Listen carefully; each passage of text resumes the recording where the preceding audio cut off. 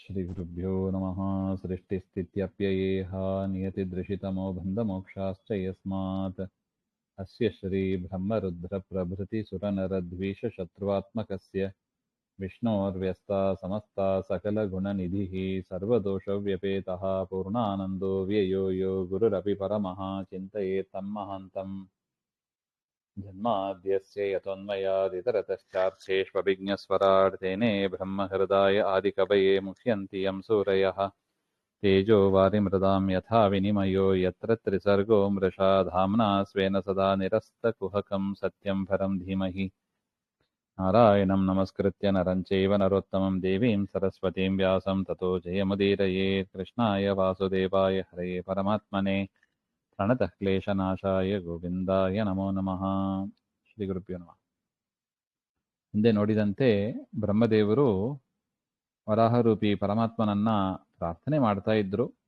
ಸ್ವಾಮಿ, ಇವನ ಜೊತೆಗೆ ತುಂಬ ಹೊತ್ತು ಕ್ರೀಡೆ ಬೇಡ, ನಿಮ್ಮ ಶಕ್ತಿ ಸಾಮರ್ಥ್ಯದಿಂದ ಇವನನ್ನು ಕೂಡಲೇ ಸಂಹಾರ ಮಾಡಿಬಿಡಿ ಹಾಗೆ ಅಂತ ಪ್ರಾರ್ಥನೆ ಮಾಡಿದರು. ಯಾಕೆಂಬ ಅದಕ್ಕೆ ಕಾರಣವನ್ನು ಹೇಳಿದರು.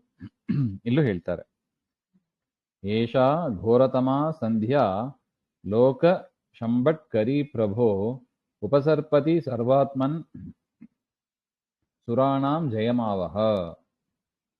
ಅಂದ್ರೆ, ಹೇ ಪ್ರಭೋ, ಸರ್ವಾತ್ಮನ್ ಅಂದ್ರೆ ಎಲ್ಲ ಕಡೆ ವ್ಯಾಪ್ತರಾದವರೇ ಹಾಗೆ ಅಂತ. ಇದನ್ನ ಯಾಕೆ ಹೇಳ್ತಾರೆ ಅಂದ್ರೆ, ದೇವರು ಎಲ್ಲ ಕಡೆ ವ್ಯಾಪ್ತವಾಗಿ ಇದ್ದರಿಂದಲೇ ಸೂರ್ಯ ಅವನು ಅಸ್ತಂಗತನಾದ.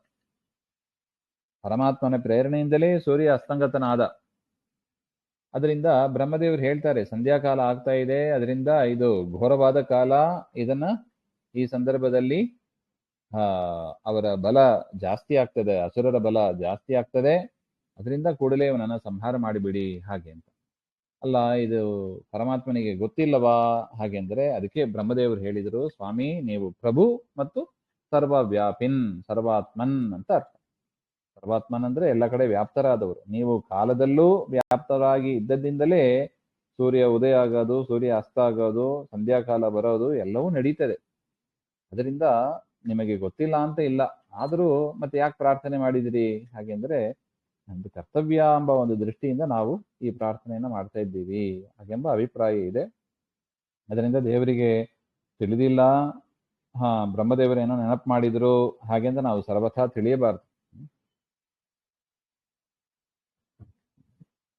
ಲೋಕ ಶಂಭಟ್ಕರಿ ಅಂದ್ರೆ ಜಗತಃ ವಿನಾಶಕಾರಿಣಿ, ಅತಿಶಯ ಭಯಂಕರಿ, ಘೋರತಮ ಹಾಗೆಂತ ಹೇಳ್ತಾರೆ. ಅಂತಹ ಸಂಧ್ಯಾಕಾಲ ಸಮಾಗಚ್ಚತಿ. ಎಂದಿಗೂ ಸಾಯಂ ಸಂಧ್ಯಾ ಪ್ರಾತಃ ಸಂಧ್ಯಾ ಕಾಲಕ್ಕಿಂತ ಸ್ವಲ್ಪ ಘೋರವಾದದ್ದು ಅಂತ ಹೇಳ್ತಾರೆ.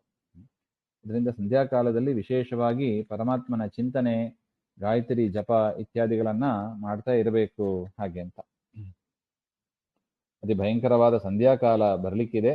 ಅತಃ ಭವಾನ್ ಸುರಾಣಾಂ ಜಯಮಾವಹ, ಅದರಿಂದ ದೇವತೆಗಳಿಗೆ ವಿಜಯವನ್ನ ಸಂಪಾದಿಸಿ ಕೊಡಬೇಕು ನೀವು ಹಾಗೆ ಅಂತ ಪರಮಾತ್ಮನಲ್ಲಿ ಪ್ರಾರ್ಥನೆ. ಅದುನೈವಾಭಿಜಿನ್ನಾಮ ಯೋಗೋ ಮೌಹೂರ್ತಿಕೋ ಅಭ್ಯಗಾತ್ ಶಿವಾಯನಸ್ತ್ವಂ ಸುಹೃದಾಂ ಆಶು ನಿಸ್ತರ ದುಸ್ತರಂ. ಅಷ್ಟು ಮಾತ್ರ ಇಲ್ಲ, ಅಧುನಾ ಏವ ಮೌಹೂರ್ತಿಕ ಅಭಿಜಿತ್. ಅಭಿಜಿತ್ ಅನ್ನತಕ್ಕ ಒಂದು ಮುಹೂರ್ತ, ಅದು ಒಳ್ಳೆಯ ಮುಹೂರ್ತ. ಅದು ದುಷ್ಟರ ಸಂಹಾರ ಮಾಡುವುದಕ್ಕೆ ಸೂಕ್ತವಾದದ್ದು. ಅದರಿಂದ ಯೋಗ ಅಂತ ಯೋಗ ಬರ್ತಾ ಇದೆ. ನಹ ಸುಹೃದಾಂ ಶಿವಾಯ, ನಮಗೆಲ್ಲ ಮಂಗಳ ಆಗಬೇಕಾಗಿದೆ. ಅದರಿಂದ ತ್ವಂ ಆಶು ದುಸ್ತರಂ ನಿಸ್ತರ, ಈ ಅಮಂಗಳವಾದ ಈ ಹಿರಣ್ಯಾಕ್ಷನನ್ನ ನೀನು ಸಂಹಾರ ಮಾಡು, ಅಭಿಜಿನ್ ಮುಹೂರ್ತ ಬರ್ತಾ ಇದೆ ಹಾಗೆಂತ.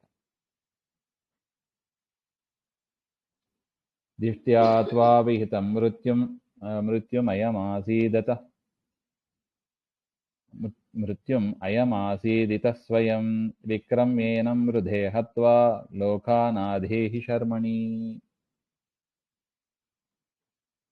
ಅಯಂ ತ್ವಾ ವಿಹಿತಂ ಮೃತ್ಯುಂ ಸ್ವಯಂ ಆಸಾದಿತ. ಇವನು ಹುಡ್ಕೊಂಡು ನಿಮ್ಮ ಹತ್ರ ಬಂದಿದ್ದಾನೆ. ಎಲ್ಲೋ ಸುಮ್ಮನೆ ಇರಬಾರ್ದಿತ್ತೆ. ವರ್ಣಲೋಕಕ್ಕೆ ಹೋದ, ಅಲ್ಲಿ ವರುಣದೇವರು ಹೇಳಿದ್ರು ನಾರಾಯಣ ಜೊತೆಗೆ ನೀನು ಯುದ್ಧ ಮಾಡು ಹಾಗೆ ಅಂತ. ನಾರಾಯಣ ಹುಡ್ಕೊಂಡು ಹೋದ, ನಾರದರು ಹೇಳಿದ್ರು ಅವನು ರಸಾತಲದಲ್ಲಿ ಇದ್ದಾನೆ ಹಾಗೆ ಅಂತ.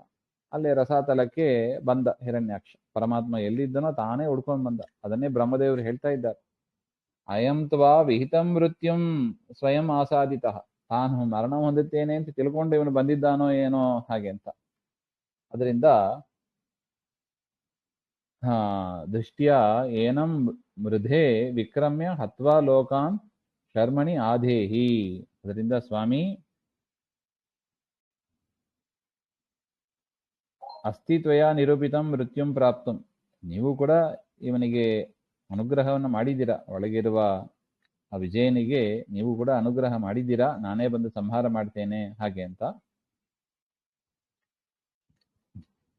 ರಣೇ ಪರಾಕ್ರಮಂ ದರ್ಶಯಿತ್ವ, ನಿಮ್ಮ ಪರಾಕ್ರಮವನ್ನು ತೋರಿಸ್ತಾ ಇವನನ್ನು ಸಂಹಾರ ಮಾಡಿ, ಶರ್ಮಣಿ ಆದೇಹಿ ಅಂದ್ರೆ ಲೋಕಕ್ಕೆ ಸುಖವನ್ನ ತಂದುಕೊಡಿ ಹಾಗೆ ಅಂತ. ಲೋಕಹಿತ ಆಗಬೇಕಾಗಿದೆ, ಲೋಕ ಕಲ್ಯಾಣ ಆಗಬೇಕಾಗಿದೆ, ಇವನು ಅಮಂಗಳ, ಇವನನ್ನು ಸಂಹಾರ ಮಾಡಿ ಲೋಕಕ್ಕೆ ಮಂಗಳವನ್ನ ನೀವು ಮಾಡಬೇಕು ಹಾಗೆ ಅಂತ ಪರಮಾತ್ಮನಲ್ಲಿ ಪ್ರಾರ್ಥನೆ. ಇದು ಶ್ರೀಮದ್ ಭಾಗವತೆ ತೃತೀಯೋಧ್ಯಾಯೇ ಏಕೋನವಿಂಶೋ ಅಧ್ಯಾಯ. ಇಲ್ಲಿಗೆ 19ನೇ ಅಧ್ಯಾಯ ಮುಗೀತು. ಮುಂದಿನದ್ದು ಮತ್ತೆ ನೋಡೋಣ. ಶ್ರೀಮದ್ ಅಂತರ್ಗತ ಶ್ರೀಕೃಷ್ಣ ಅರ್ಪಣಮಸ್ತು. ಶ್ರೀ ಹರಯೇ ನಮಃ.